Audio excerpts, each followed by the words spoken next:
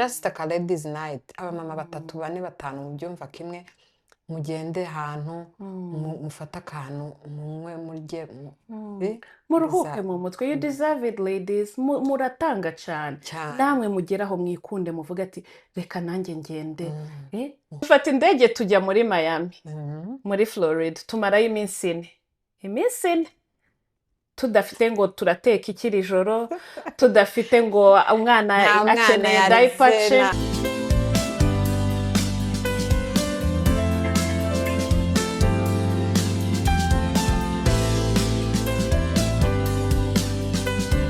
Muraho neza, mwiriwe aho muherereye mwese, tubahaye ikaze kuri Tuganire podcast. Twishimye kubana namwe uyu munsi. Ima, muraho neza? Muraho neza pastor. Mwiriwe amahoro. Twiriwe amahoro. Kuri uyu mugoroba muri kumwe na co-host wanyu ariwe Pastor Sharon hamwe na Imakire Butare. Twishimye kongera kuza kubaganiriza kandi tunabashimira cyane ku buryo mwarakoze bantu bacu, mwarakoze nukuri, ntago twabona uko tubashimira. Ibintu byabaye byiza, mwaradukurikiye, mwaratuvugishije, mwaduhaye feedback nziza, mwarakoze, turabakunda cyane. Bakomeje kutwereka urukundo nukuri.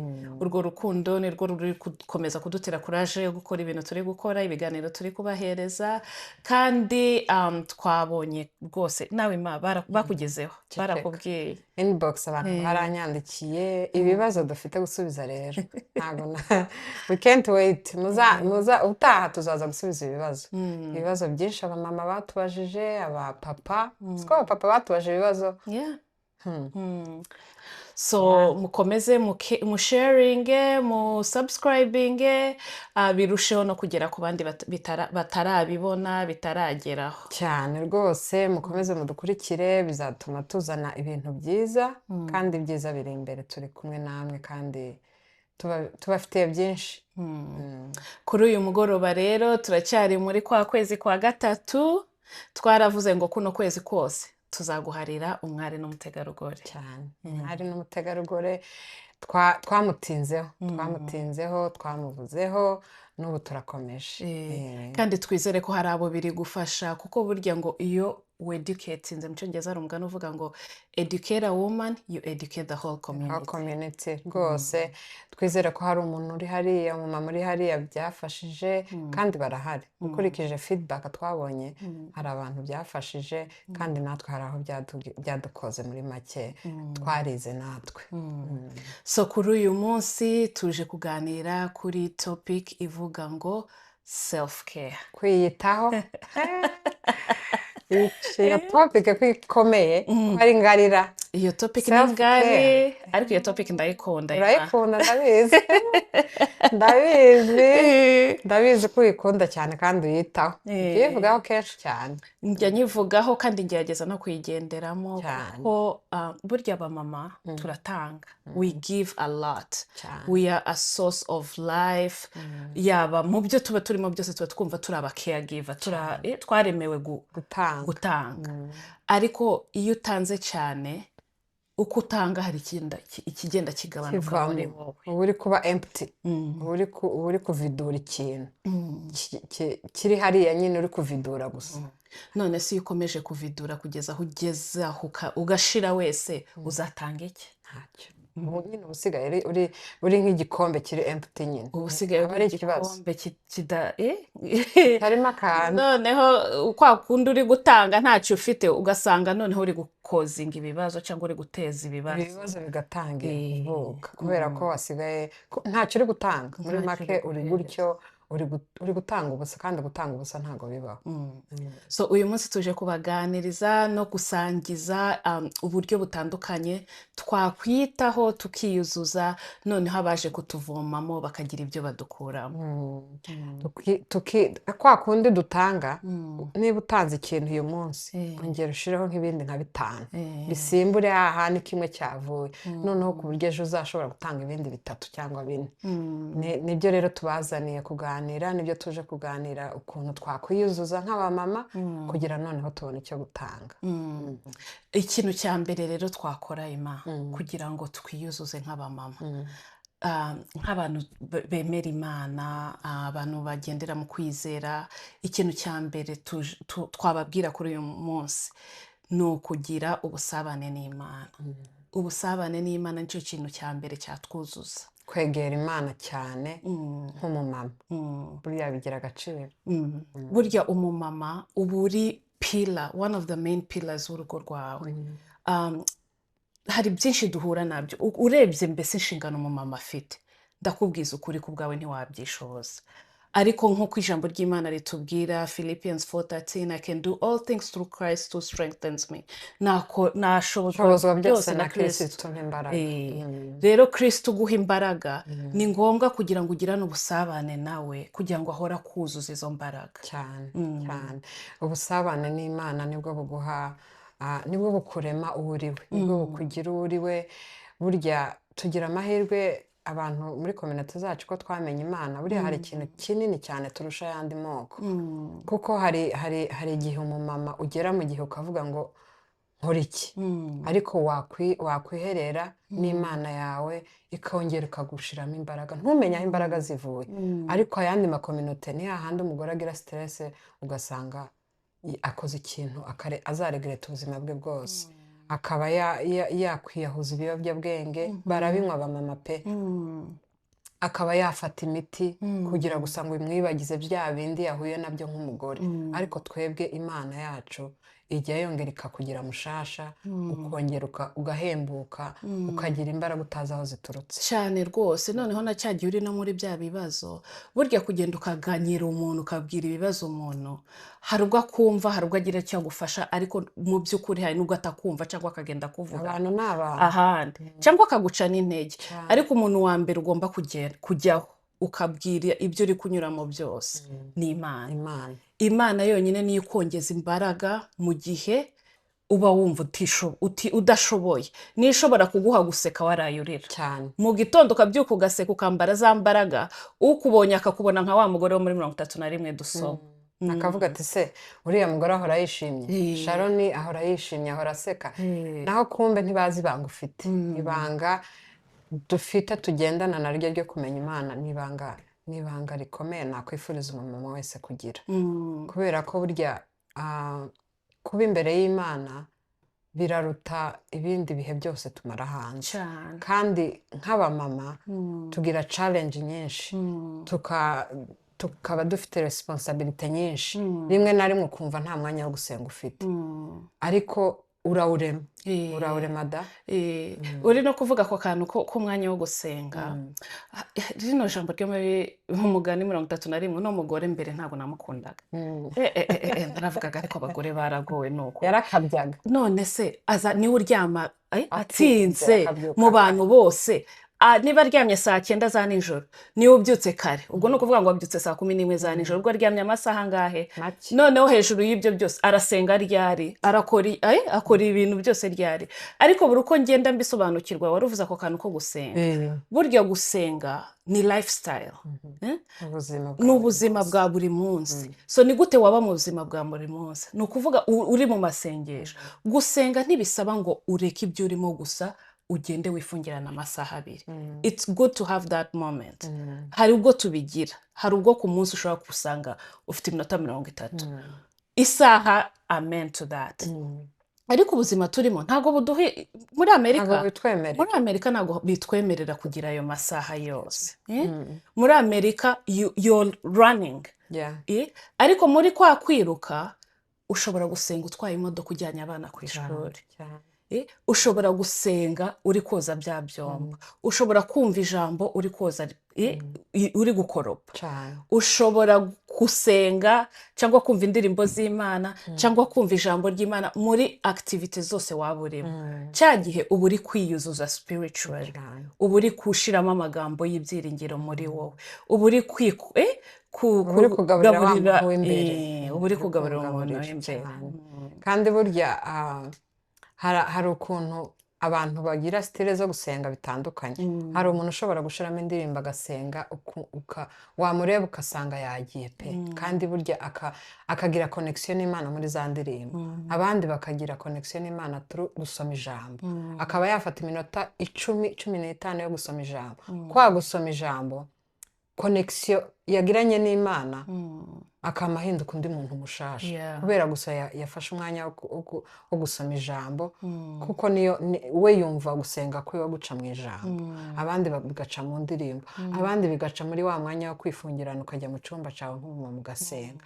So ubuzima bwawe bwose wowe ushobora kwiremera uburyo usabana n'Imana bitewe nuko wewe n'Imana yawe mu communicating and make it personal cyane. Kuko kenshi tugendera mu ikigare tugiye gutarama turi ikigare, bavuza ibyo dusengera tukabisengera mu kigare, turatashe ntabwo twongeye gusubira inyuma ngo tugire personal relationship. Na ya Mana uri kubwira wayibwiriye mu kigare muri rusange, ntabwo wayibwiye specific what is troubling you, ibikuraza ijoro, ibikubuza amahoro. Ntabwo ufitanye ugasanga uhora mu rusengero uhora usenga ariko nta mahoro ufite, kubera ntabwo ufite that personal connection n'Imana yawe ngo uyiririre ibyo ushaka, uyibwire uko ushaka, ube free imbere yayo.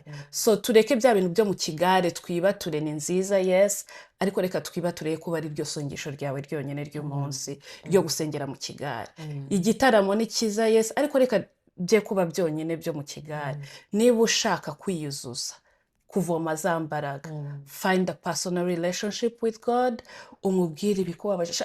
Na twa tundi ugira ngo ni silly, ni data wo mu ijuru abategereje kutwumva. Noneho wenyine iyo umaze kugira personal relationship, ibindi byose birikora. Imana iguha umugisha, urabwirije kandi twatwawe Imana kabisa iguha umugisha twese. Hanyuma hari ikindi kintu abamama turi kuri ya self care, ntabwo twataye topic, ntabwo twataye umurongo, turi kuri self care. Noneho hakazaho ikintu cya mental, ubuzima bwacu bwo mu mutwe. Tuvuye mu buryo bw'umwuka, ariko noneho hariho na mental yacu, ukuntu twakwita ku buzima bwacu bwo mu mutwe, kugira ngo ibintu biri muri iyi si, ibintu biri muri iki gihugu turimo biteye ubwoba. Udafite Imana ngo nurangiza wite kuri mental health yawe, byakurangirana pe cyane rwose. None se Imana nko kuri mental ni nk'ibiki twakora kugira ngo nabyo bidufa? Mental health rero buriya njyewe hari ukuntu nyifata, cyangwa se hari ukuntu nyumva, wenda abantu babyumva cyane bamanura akantu hari message ariko ntibaze kuturwanya, tubwira amakomenti yuko turwanya, ni gutanga gufashanya. Ariko mental health ngewe ukuntu nyibona biri mu buryo bwinshi, ni broad, ni ikintu kinini, ariko buri muntu wese hari ukuntu wakwiyitaho. Navuga nk'urugero nk'ubusabane n'abandi bantu. Hari ukuntu iki gihugu turimo turi twenyine. Hari ukuntu umuntu aba ari wenyine, ukaba uri mu bintu byawe, schedule yawe kuwa mbere kugeza ku cyumweru, ugasanga wenda duhurira hehe muri church ku cyumweru. Ariko hari ibintu muri community yacu twavoidinga cyane byo kuvuga ngo mukagira nk'aka ladies night, mukagenda ahantu hasa neza, bakabatekera, mukava mu gikoni, mukambara, mugasiga inzara, mugasa neza, mugakubitamo outfit for the day, ya indi y'umunsi, mugasohoka muri abamama nk'abangahe, mukicara mugaseka, mugafata akantu ko kunywa ka fanta, amazi, mukava mu gikoni, tukava hariya mu gikoni, tukava muri twa tujugu tw'abana muri kokomere tukabanza tukayisiga. Iyo nayo ni uba uri kwita kuri mental health yawe, ukagenda ugaseka n'abandi bamama.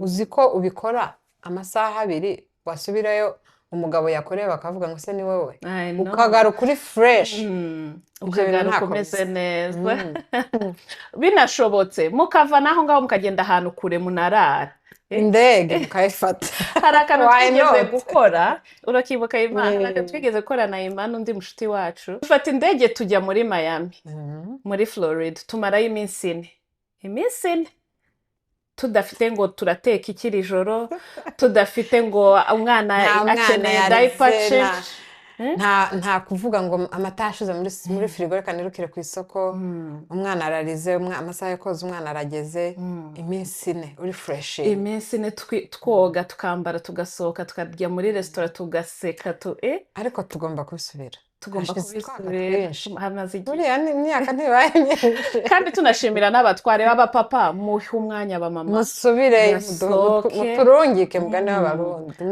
mwongere mugore ahantu mugure tike mwohereza abagore bajye kwiyitaho ni ukuri nuko tutabavugira ariko baje bagatanga ubuhamya bw'ibyabaye after ni ukuri iyo minsi 4 twagiye hari ukuntu yafashije hari ibyahindutse cyane zacu hari ukuntu twaje twuzuye batangira kutuvomamo nabo ibyishimo uburi mushasha uburi fresh uburi mushasha wumva ibintu byose ari okay wumva ibintu mbese nta kintu cyakunyeganyeza kuko ubu uri umuntu mushasha completely mushasha rero ako kantu ko kwitaho muzakagerageze muzatubwira mugende hanze abamama badasohoka apana gusohoka mujye gusesagura imitungo just a ladies night abamama 3 4 5 mubyumva kimwe mugende ahantu mufata akantu mumwe murye muruhuke mu mutwe you deserve it ladies muratanga cyane namwe mugeraho mwikunde muvuga ati reka nanjye ngende nishimane abagenzi banjye hari umumama w'inshuti yacu ukunda kuvuga ngo it's me time ako kantu ajya akunda kukavuga kandi ajya agakoresha cyane rero natwe tugapracticing kandi tugashira no mu bikorwa me time imakire ngewe ntari kumwe n'undi ntari abashuti banjye bangahe tugende kimwe hari n'abakunda kubikora bonyine ukagenda ukifata wenyine ukagenda pe birabafasha cyane wenyine ukiri no kuri ako kantu ka wenyine muri iyo mental self care nakongeraho meditation ugashaka umwanya hari ibintu iyo nshobojwe hari ubwo ntabishobora kuko ntago byoroshe ariko iyo nshobojwe muri kwa kubyuka kare iyo ntakoze kubyuka kare ngira late night nkabyuka kare ari ngewe mu nzu gusa nta wundi urabyuka nkafata niba ari cyo kunywa nkicara nka meditating nka relaxa niba nsomye ijambo good hari nubwo ntarisoma gusa nkatekereza urukundo rw'Imana ubuntu bw'Imana ibyo yampaye nkicara gusa nkaba still nayo ikamvugisha nkatangira kugira ibitekerezo ama ideas ni Imana ibiyazanye cyangwa nijoro abana bose baryamye abantu bose mu nzu hacecetse nkagenda nkicara niyo aba iminota 30 hari ukuntu ibyo bintu niyo maze iminsi ntabikora ndabyiyumva birafasha pe birafasha nanjye ntago mikora cyane ariko iyo nabishobojwe ndabikora ibyo bintu muzabigerageza abamama ukicara ahantu hawe wenyine ugaceceka nta telefone ugafunga telefone yawe abana baryamye muri uko kuzifata neza hari ugukora siporo jya muri gym ako kantu karakomeye ako kantu karacankomereye kujya muri gym yo man twagiye rero ni ukuri kujya muri gym ni ikintu cyiza n'abaganga barakidukangurira abaganga babiduteramo courage umuganga hano ho rero muri ibi bihugu twajemo ujya kubonana n'umuganga wawe ikintu akubwira cya mbere ngo se ujye muri siporo ukareba ukabura iyo ureba utanashoboye kujya muri gym ndumva wagenda n'amaguru hameze neza ujya hanze ukagenda nabyo ntabyo ndashobora ngewe rwose mbayeho net ariko mbana na my mother in law aragenda nkagira isoni buri munsi arasohoka mukecuru agafata inkona akagenda kandi urebye ubuzima afite ngira ngo ni bwiza kubera uko kugenda afite uzajya umuherekeza uzagerageza rimwe ufata agakora umuherekeze. muri uko kuri physical health kandi muri iyo siporo harimo no kurya neza ibiryo byiza. Kurya neza ni ingenzi mu buzima. Kurya neza buriya binanira abantu benshi, ariko kandi aricyo kintu cya mbere. Bajya bavuga ngo wenda nk'umuntu ushaka kuba healthy, uta ibiro n'ibiki byose, indyo ifite porosa zingahe pasite? Nyinshi kurusha ushobora kujya muri iyo gym. Ngo what you eat what you eat is more important than what you do.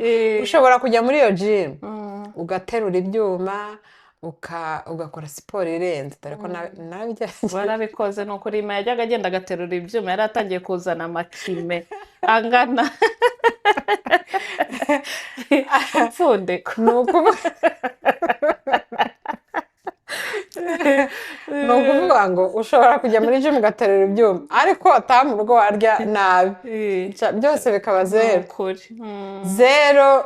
Kwa kundi ureba ukavuga ati what am I doing, kuva wabireka. Ariko warebye watch what you eat, ibyo uri kurya ukabireba neza, bishobora kukugeza aho ushaka kuba nyine healthy wise mu buzima busanzwe. Kandi ubuzima bwa hano muri diaspora muri Amerika turi, hari ubwo kubera nta mwanya, hari ubwo wisanga ni ukuri ushobora kwisanga utunzwe na oda za McDonald's na DoorDash. Noneho ubu bana bidushiriye kuri telefone, ako kanya ukandaho bikaba bigeze ku muryango. Nta stress.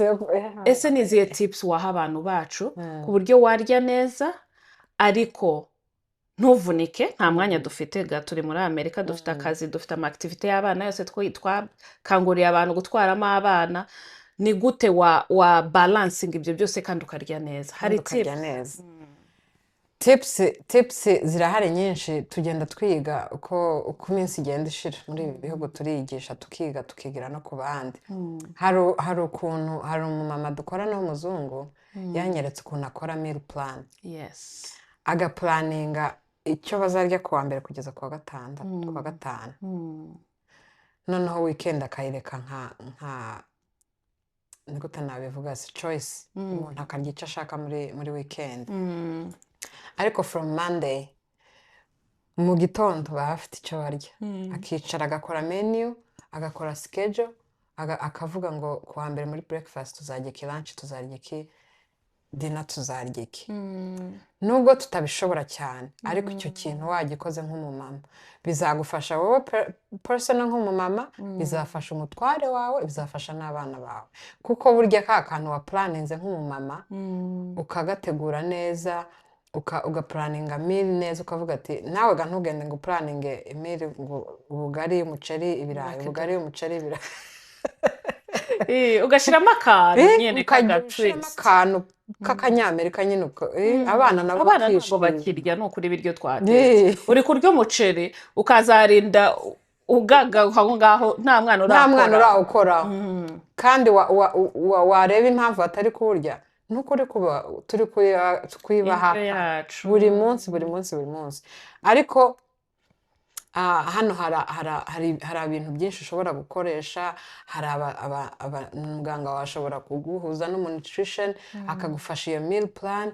Muganga washobora kugufasha akakohereza ku muntu wagufasha gutegura indyo nziza. Nubwo rwose tuba twumva ko ibiryo bya hano by'abanyamerika bitari healthy, ariko bafite ibiryo biri healthy kurusha n'iby'iwacu pastor. Cyane buriya bugari twirirwa tuvuga ngo buri healthy, buriya ngo ntabwo ari bwiza. Ntabwo ari bwiza buriya. Nk'umuceri, uzi ko njye sindya ubugari. Wowe nturya n'umuceri. Ariko ndya umuceri. Uzi ariko ukuntu abantu bajya bambwira ngo umuceri ni watumye umera gutyo, ngo yaba waryaga ubugari ntwari kuba ubyibushye. Ubugari nibwo butuma kumbe byose ni carbs, byose ni kimwe. Ikindi kintu tugira cyane muri community zacu, dukunda kurya ibiryo tutarebye ngo proteine, carbs. Ntabwo ibyo bintu ntabwo tubyitaho. Vitamin A, vitamin B, ibyo bintu tubyitaho gakeya. Nanjye ubivuga ntabyo nitaho pe. Ariko uko tugenda dukura, umubiri wacu ugenda ukenera supplement atandukanye. Kandi izo supplement tujya tubona abazungu babifata mu miti, ariko twebwe dushobora gufata izo supplement mu buryo bw'indyo turya ibiryo turya ukamakinga sure ko zifite ibyo bintu byose za proteine turazikeneye za calcium turazikeneye ko dukeneye ibintu byinshi nk'abamama cyane cyane cyane umumama uko ugenda unatakaza ubyara hari ibintu byinshi bikuva mu mubiri ukeneye kongera ukagarura rero abamama excuse me twite ku ndyo twite ku ndyo niba utabizi tubaze ako kantu twakavuzeho ubushize tubaze kubaza hari imbaraga twigire ku bandi tubabaze ibintu bishobora kutugira akamaro kugira ngo ntituzasange turi kunywa ya miti amacupa atandukanye arimo za calcium za proteine kubera ko tutari kubikonsuma mu biryo turi kurya ikindi nakongeraho turi kugenda tuvuga ibintu ni information nyinshi ariko muri like ntabwo turi kubiha umwanya uhagije so umunsi muzumva like niba mwumva muri ibi bintu byose turi kuvuga hari ikintu mushaka ko twibandaho kimwe tukajya mu kiganiro cyacu tukajyamo deep tukazana n'umutumirwa mutwandikire mubyandike hano hasi benshi bafite n'amanimero yacu cyangwa inbox yes nimutwandikira tuzabikora ikiganiro kirekire kuri topic imwe niba ari indyo gusa tuze tuvuge ku ndyo niba ari siporo gusa tuze tuvuge kuri siporo niba ari supplements gusa tuvuge kuri supplements hari akandi mbere yuko turangiza kuri ako ka physical hari akandi kantu abamama b'iwacu tudakunda kwitaho gukora za check up twakavuzeho mu biganiro twigeze gukora kuri Zoom twatumiye Dr Joseph ahari nawe Imana imuha yatubereye umugisha rwose twabonye feedback y'abamama benshi ko bize rero check up abamama turazikeneye pe dukeneye gukoresha check up tukamenya uko duhagaze hari ikizamini batubwiye cyitwa pap smear tugomba gukoresha buri mwaka hari izo ndwara zizandurira mu mibonano mpuzabitsina za STD zishobora kudufata tutazi hari za UTI ibyo byose Dr Joseph yarabituganirijeho burambuye ariko kandi tubizirikane dukore isuzuma tubonane n'abaganga umumama wese hano muri iki gihugu badukangurira kuba ufite umu OBG wayo ugukurikira mu buzima bwa buri munsi ibyo nibyo rwose twebwe iwacu twajyaga kwa muganga ariko twarwaye warembye ukaba ari ujya kwa muganga ariko hano hari ibipimo bya buri mwaka ugomba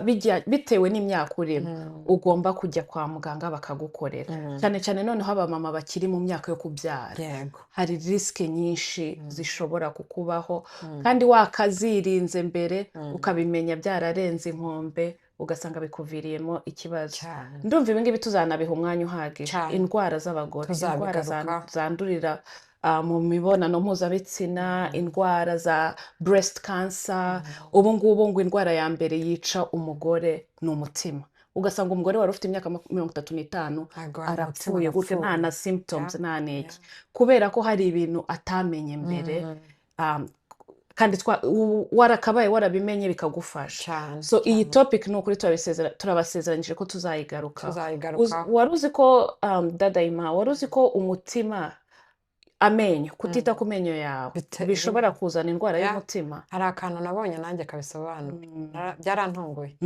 kubesha byarantunguye pe so ugasanga n'amenyo na dental hygiene dental care ntabwo ujya ku mudentiste mpaka rya ryinyo ryakuraje ijoro hagiye mu mweru cyose ukabona gushaka umudentiste ni ikibazo ariko buri mezi 6 ugomba kujya ku mudentiste kandi ujyana abana baba bafite dental appointment kwa kundi bayafite ukabatwara ukibagirwa kuko ugumusuka ku bandi twebwe nitwiyiteho abana niyo basibye uko baguhamagara ati bita kutashoboye nzakuri appointment ariko wowe ukibagirwa gukora iyawe tubizirikane tubyibuke tubyiteho ikintu cyo kwiyitaho ni kinini tuzakigarukaho cyane nk'uko wari ubivuze tuzakigarukaho reka tubashimire mwese mwadukurikiranye nk'uko twabivuze tutangiye mukomeze mu sharing aya mavideo mu subscribing mukore comment niba hari icyo twavuze cyagufashije wandike hano hasi niba hari icyo ujya ukora ukibwire nawe kidusangize. abandi hano hasi. Mwakoze cyane kudukurikira, tuzagaruka utaha, mukomeze mudushigikire, natwe tuzakomeza tubazanira ibintu byiza. Murakoze cyane. Bye. Bye.